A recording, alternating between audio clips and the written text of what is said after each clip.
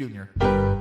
All right, welcome to the latest edition of the Rewatch Reaction Show. I'm Paul Leonard Jr. here with our good friend, Charlie Goldsmith. What's up, Charlie? Paul, how you doing? Doing good, doing good. Want to remind everybody that you need to be subscribed to Charlie's Substack, Charlie's Chalkboard. Make sure you're following him on Twitter, Charlie G, 2 underscores on the back end of that. Because if you are, you already know. You're like, I know what they're about to talk about.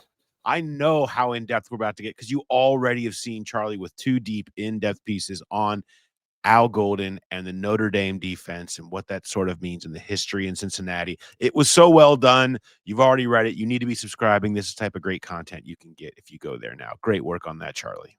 Well, thank you. The one thing I didn't cover was how Al Golden kept stealing the safeties from my alma mater, Northwestern. And those happened to be the 2 guys that actually got worse at Notre Dame. Everyone was getting better, but then the 2 safeties he stole from my alma mater were the 2 people who happened to get worse. So that would be my first question for Al today.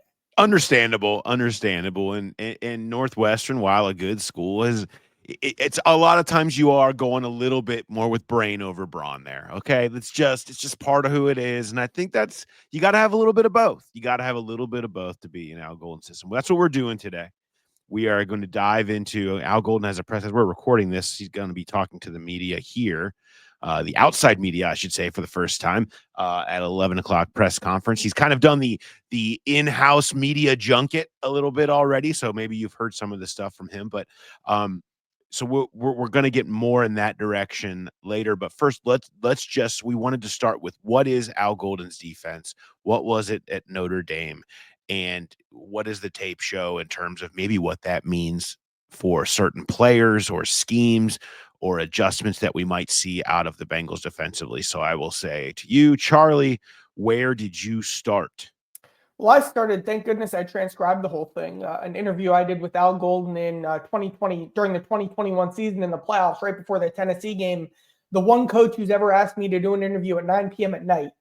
And that was Al, but that ended up being relevant because he'd spent the whole day they were ready to stack the box like never before for Derrick Henry.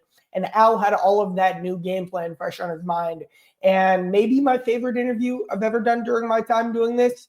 And he was talking about how it was 21 weeks, 21 game plans with this defense and how what they were installing for Derrick Henry wouldn't have been possible without the draft strategy they had, without the type of people they brought in the building on purpose, the flexibility and the versatility that allowed them.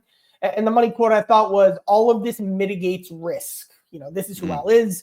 This is what he's about. He did the same at Notre Dame when he had like 27-year-old safeties playing for him in college for each of the last 2 seasons as well. And there's some scheme stuff that I think will carry over that we'll talk about in depth. But I do think it's most important to start with the intangibles that clearly are the foundation and the core of what an Al Golden defense is, much more than like the cover one stuff.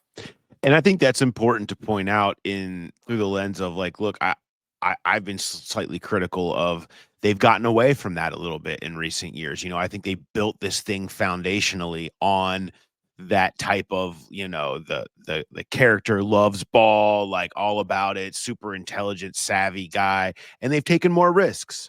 I think they felt like they had the locker room, they had the culture that they can take some of these guys that maybe have some of these other risks in terms of off the field stuff or whatever, attention to detail, all of these things.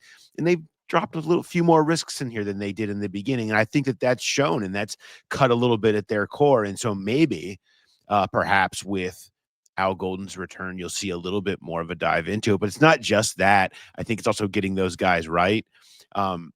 But within this system, I think there's a way where you can make whatever work if you have the right types of players, and that's a good place, a foundation, I think, to start with kind of where Al Golden operated once he left here at Notre Dame.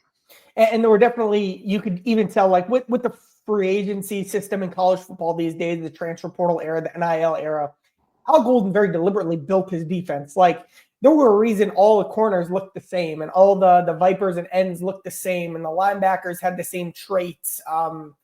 There was a very clear vision for archetypes of players that he prefers, that he had all of the access and opportunity and window to get at Notre Dame. That's probably going to be a long-term vision for building this defense stylistically and, again, personnel-wise in Cincinnati. Are you there right away in 2025 with, how many pieces are you going to be able to add between now and the start of the season?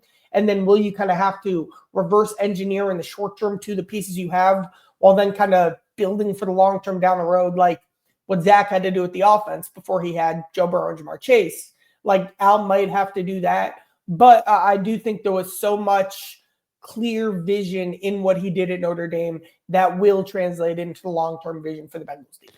Yeah, let's talk about that clear vision. So, he's kind of come out already and said, yeah, we're still going to be a base, 4-2 base nickel is still what you're going to see. I think they're predominantly going to be what you kind of have seen from Lou Anarumo with the 4-down linemen. The difference being, and kind of one of the most pronounced one, and you spent some time in your piece on this, is this viper position.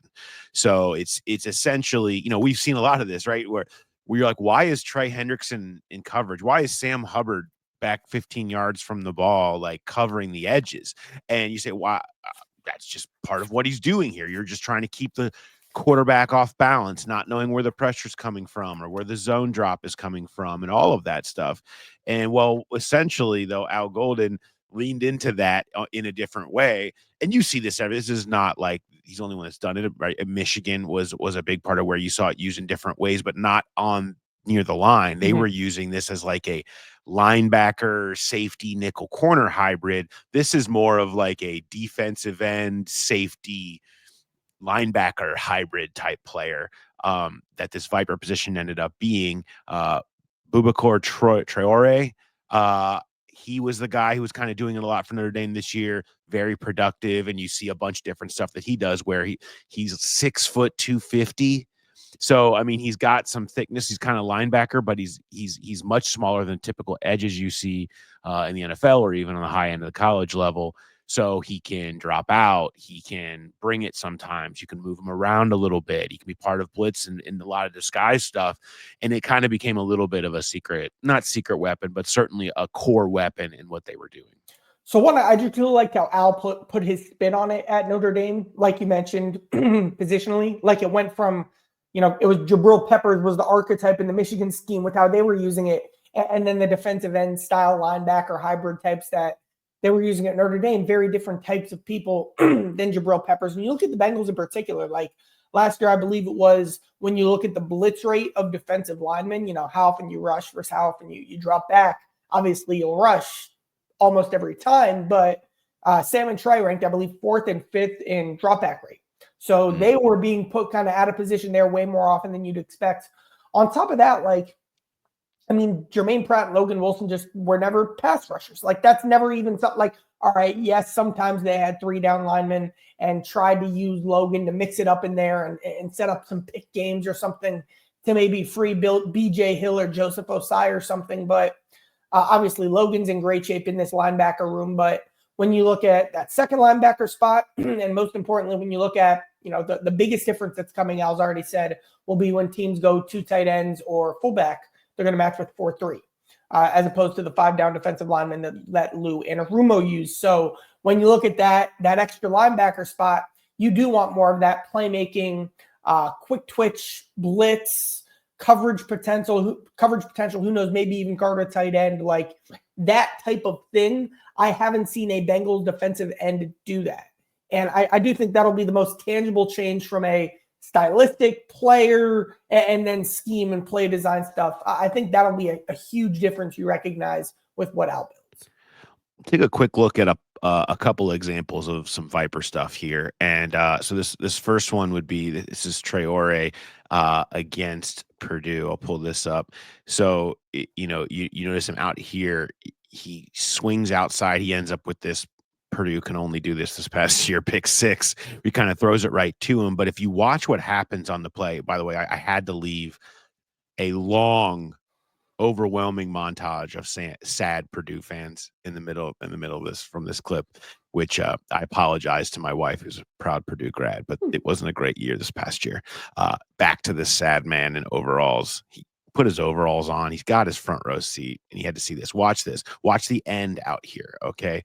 So he goes to go around, backs out, and it throws up. He's looking for a check down, and it's not there, and it just throws chaos mode into the quarterback's head, and he ends up doing something dumb. But that's the type of stuff, when you've seen, again, like we were saying, you've seen like the Trey Hendrickson, Sam Hubbard's world do that, but you're putting a more athletic player who's more comfortable in space, and then can be a little bit more dynamic pass rusher coming around the edge. Think of that Nolan Smith example that we've been using, and that they took Murphy instead of Smith. He was too small. He wasn't.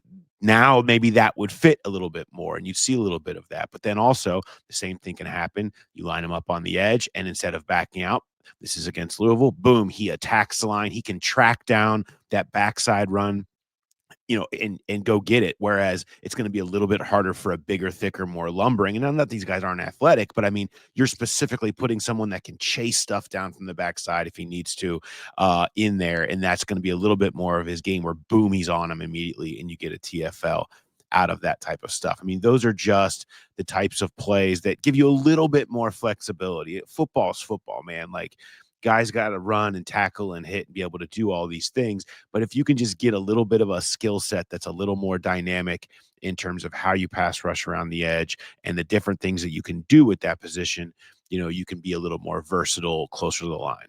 So, like, what is football these days? Like, this is something I was thinking about in the playoffs. I always think of when you're facing these elite quarterbacks, when you're watching these games with the best offenses, it's can your defense create 5 splash plays over the course of a game? Like, and that's it. And, how many times have we heard the words turnover battle in the postseason? And you look at some of these strip sacks or some of these fumbles that you're seeing. It's like it kind of is becoming so much more boom or bust. And kind of previously what we'd be saying about Bengals ends outside linebackers is set the edge, set the edge, set the edge. And that was much more of a singles approach as opposed to an all or nothing home run approach. And when you look at the ability to play make based off athletic traits, very much leans into more of it literally looks like the kind of right fielder that would be coming up through your system and would have strikeout problems, but could hit 30 homers if he learns to hit. Like, that's literally what these outside linebacker defensive ends look like. And on the Bengals in particular, like, maybe that's a home for Cedric Johnson. I don't think that's Miles Murphy. I don't think that's Trey Hendrickson. I don't think you're messing with that. I've been generally lower on Cedric Johnson's season. I think his pass rush production was chasing guys down, but this is a chasing guys down position. And he did start out his career at Ole Miss as technically an outside linebacker. So does he have the speed and the traits to maybe get some reps there in camp and OTA, see what you have? I'm interested in that, but more likely than not, you'll have to bring in some different types of athletes to your defensive line, which they were already going to do anyway.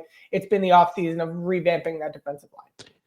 I think the draft is the perfect position to find someone. College is always full of these. There's a ton of good defensive linemen in this draft in the first 2 rounds where you're coming away with one of these 6'4", 255-pound speed edge rusher types that you just don't have. And we've talked a little bit about that last week in the defensive line episode of like, that's I think where you can see this going from Al Golden, and that in the draft is a good spot, I think, to hit the restart on that and start the process of flipping that over. And it doesn't mean that it's going to get there. He may get in and be like, we just, this guy's too young or this isn't quite fitting. Like we're going to take it easy on going full Viper, right? Like early on, and or whatever. You build to that. You build to it. And I think that's kind of where it's going to be at. Well, on the back end, though, let's talk a little bit more about the back end. And they have Notre Dame had kind of famously not a ton of dudes. They had a couple. Benjamin Morrison, who was the cornerback who declared he's going to come out, but he got hurt midway through the season. Really nice corner. But Xavier Watts was really the dude. He's a safety and was making plays and ranging left to right. And when you listen to Al Golden and you study what his defense was, it does kind of come back to this. The safety is going to play. Safeties really just going to play such a major role in establishing the type of defense that he's going to want. Yeah, the biggest thing that stood out to me on film was the trust in Xavier Watts' range. So, like, obviously we all know they led the league. They led college football in cover 1. But there were so many plays where it was like, all right, Xavier, all of this space is yours. Go get it. And he did. And he watched Jesse Bates' film, and he had great range, and he quick triggered the ball. He had the center field element. Most importantly was what he improved as a tackler this season. The Eagles are reminding the whole planet how if you're playing cover 1 and you don't tackle, then game over, and you need a safety you trust back there as a tackler because he's going to be your on an island, last line of defense, and Watts made those plays. And he consistently was protecting the deep half of the field while recovering forward and splashing forward and making plays over the middle as well. Like, I start with the range, and that's going to be my big question when you look at what Al is building in Cincinnati. It's like, all right, how much can you trust that range with what you have at the safety position in Cincinnati? Do you have to change what you ask your safeties to do, or do you have to get different safeties? And this is a Geno Stone tweet, right? Like, that's where we like start. I always have that. We're dropping that into the conversation. Does Geno Stone? Because I felt like he was really the biggest decision that was going to be defensive coordinator dependent. It was going to be, what do you want? What's your style? Because I think there's a lot of people that see the style of Geno Stone and say, yeah, this is perfect. This fits. He can run my system. He's very intelligent. He can ball hawk, whatever. But there's going to be a lot of people that point to exactly what you're just talking about. He's just not a good tackler. He's never going to be a good tackler. He's going to be soft in that way. And when you hear a guy say, quote, sometimes the window to your soul on defense is how well your defensive backs tackle. That is a direct Al Golden quote. Pete Sampson talked about that quote when I had him on last week. That's been around. I mean, that right there that's not something that Geno Stone wants to hear, because it doesn't necessarily fit him. And then you look at what Xavier Watts is able to do and what that looks like in the kind of intensity and the range and the physicality that he brings back there, and it really stands out. Let's pull up an example of that for you here, Charlie. You sent this one to me earlier. So here you're going to watch Xavier Watts just go sideline to sideline. I mean, that's just traits. Like, that's the thing. Like, for the last 3 years, we've been talking about all these soft traits: communication, intangibles, leadership, chemistry.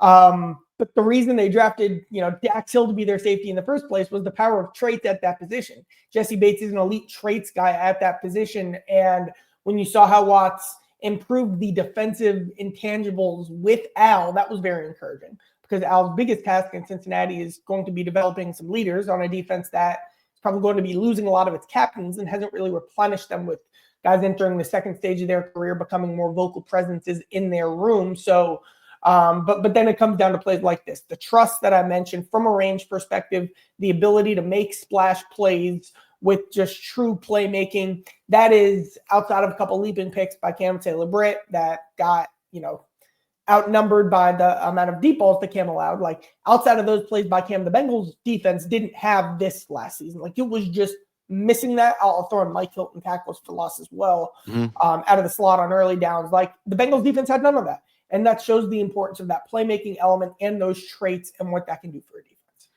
Yeah, it feels like a team that needs Xavier Watts, right? Like, if you could switch out Xavier Watts for Geno Stone, I think you'd feel great about Watts and Battle and maybe being your two guys back there and kind of letting them take it over.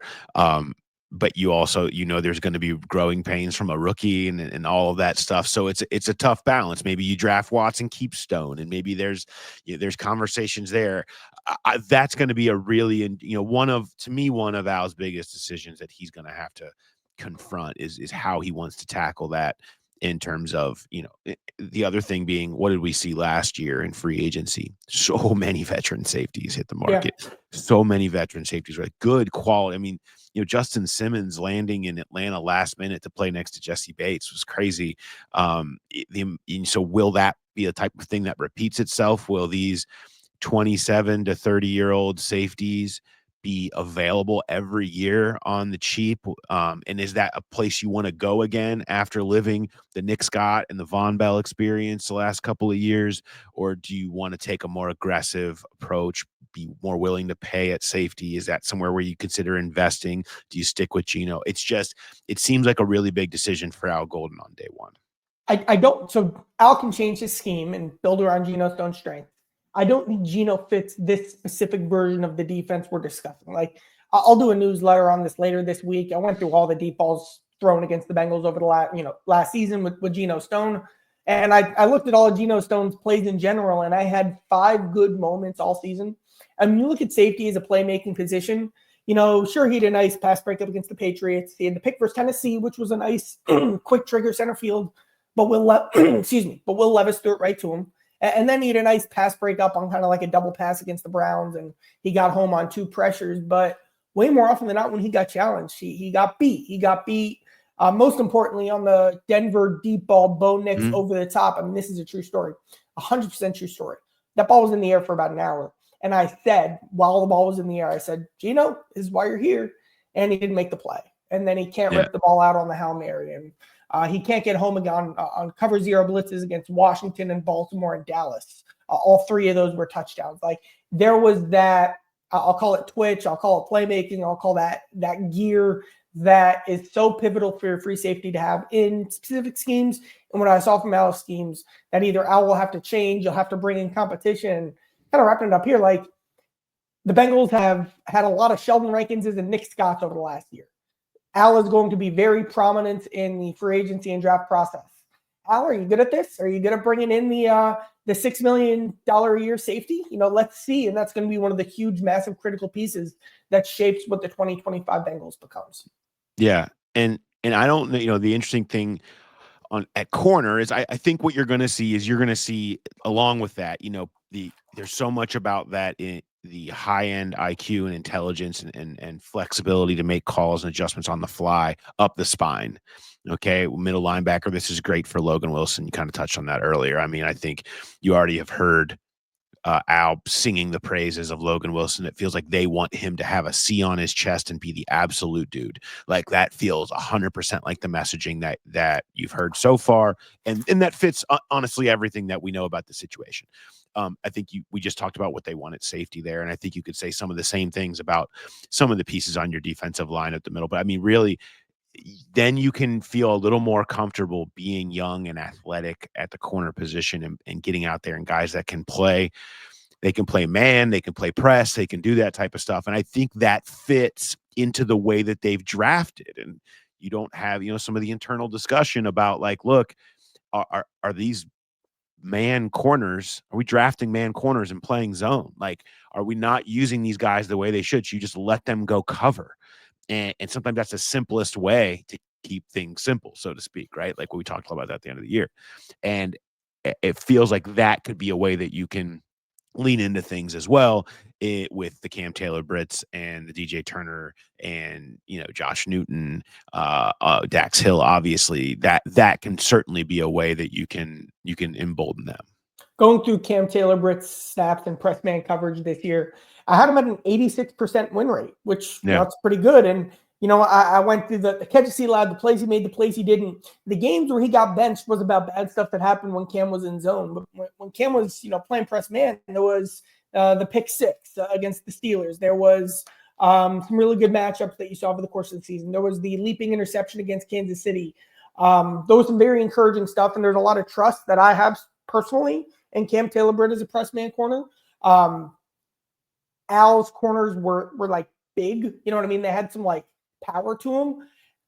Is that where Dax Hill's at? I think that's a very interesting question. I'd been pegging Dax in at the nickel, but when you look at the size that Dax has and the fact that he is the biggest of the options, that makes me wonder if he bumps outside and then maybe you get a different style of nickel.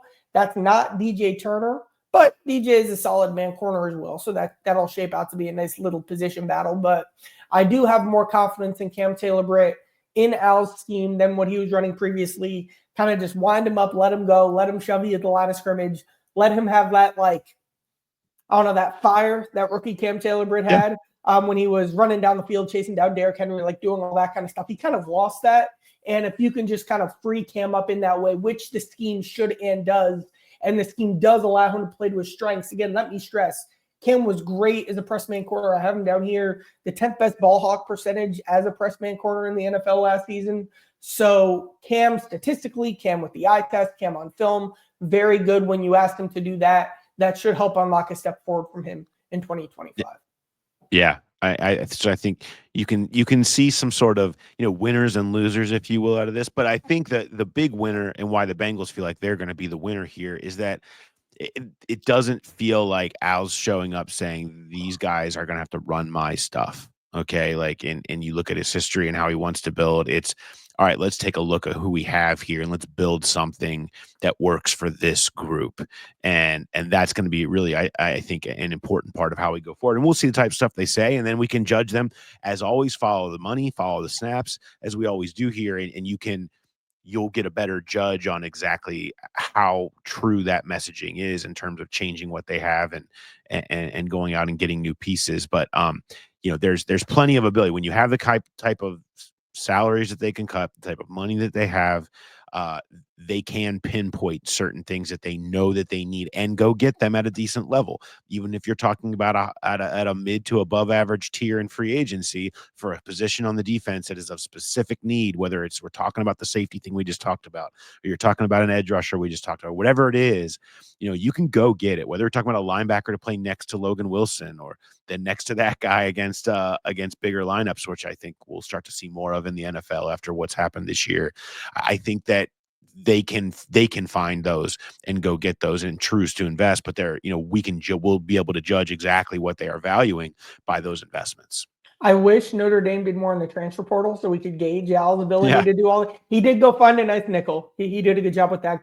Jordan Clark, bringing in a guy who specifically fit the scheme from both a traits and intangible perspective. I love what happened at strong safety too. They brought in safety from Northwestern, Rod Hurd, kind of a classic physical, hard-hitting, no-nonsense, strong safety. And he lost the position battle to a redshirt freshman. So you look at, they had a sophomore and a freshman as their outside corners. You look at these young pass rushers. we talked about the traits.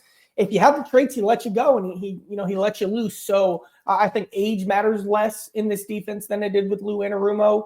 And I think a lot of guys are going to get opportunities, and the flexibility part is huge, like you said, figuring out what Al is able to do, kind of leading that process at the NFL level for the first time. I bet Zach will say today that, the last time he was in this position, the Bengals got Logan Wilson, and, they liked the Keem Davis-Gaither pick, and Marcus Bailey was good for a 7th-round pick. And I have a great exclusive nugget here that I know Al Golden is the biggest Joe Bocci fan that I've ever heard any linebackers coach be about it. I interviewed him. He spent 3 minutes talking about, and we got the chance to get Joe Bocci. So keep that in mind as Joe Bocci enters free agency. But no, Al did a good job building his room, and I think they're hiring him because they think there will be carryover there, building out a whole defense. Bocce ball lives on, goes nowhere. He's ingrained. I mean, he could be the third linebacker. I could absolutely, there's no reason. I mean, he's basically had times where he's been that before. Invest in Bocce is the new motto. Put it on the wall.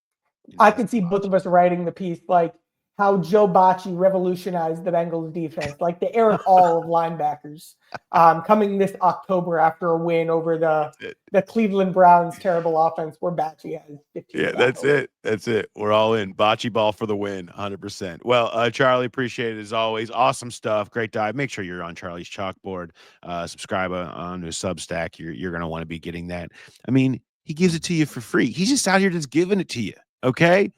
I mean, you need to take this. Take it when you get goodness dropped right into your lap. So appreciate everybody for listening. Charlie, thanks as always. And we will talk to you next time. Have a good one.